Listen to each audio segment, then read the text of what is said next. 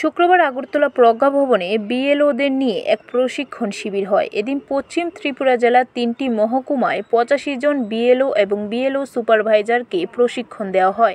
Additional chief election officer উষা জৈনমক জানান, আজকে মোট ৮৫ জনকে প্রশিক্ষণ দেওয়ার উদ্যোগ নেওয়া হয়েছে। তারা সকলে পশ্চিম ত্রিপুরা জেলার ৩টি মহকুমার বিএলও এবং বিএলও সুপারভাইজার।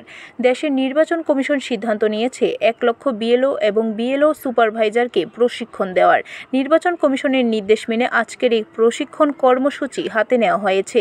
আগামী কয়েক মাসে রাজ্যের বিভিন্ন মহকুমা এলাকার বিএলওদের প্রশিক্ষণ দেওয়া হবে। চেষ্টা করি যে তাদেরকে ট্রেনিং দেওয়ার জন্য, ঠিক তেমনি এটাও একটা চেষ্টা আমাদের যে টাইম টু টাইম একটু অনেক জিনিস আছে আমাদের যেটা আপডেটের দরকার আছে। আপনাদের অনেক সময় হয়, আপনাদের সাথে দেখা হয় এবং আপনাদের অনেক কোয়েশ্চেন থাকতে পারে, আমাদের কোয়েশ্চেন থাকতে পারে। তো সেটাকে নিয়েই এই ট্রেনিং এর চিন্তা ভাবনা। তো বিভিন্ন খান থেকে বিভিন্ন প্রবলেমের জন্য আমরা সঠিক সময়ে বিএলওদের সাথে সেরকম ইন্টারাকশনে সম্ভব হয় না। তারপরেও তো চেষ্টা হচ্ছে যাতে তাদেরকে সঠিকভাবে ট্রেনিং দেওয়ার জন্য। এই ট্রেনিংটা এমন নয় যে ট্রেনিং দিলেই আপনারা একদম পারফেক্ট হয়ে যাবে।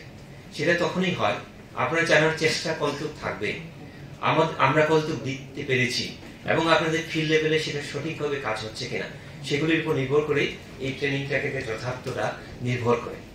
যথার্থতা তখনই নির্ভর সাফল্য বা এরকম একটা ইয়েতে পৌঁছেন যখন আপনারা দেখবেন ফিল্ড লেভেলে আপনার কার গাইডেন্সের মধ্যে কাজ করেন। যদি বলি যে প্রথম যদি কোনো সাবডিভিশনে, সেটা হচ্ছে ব্যুরো রিপোর্ট, খবর ত্রিপুরা।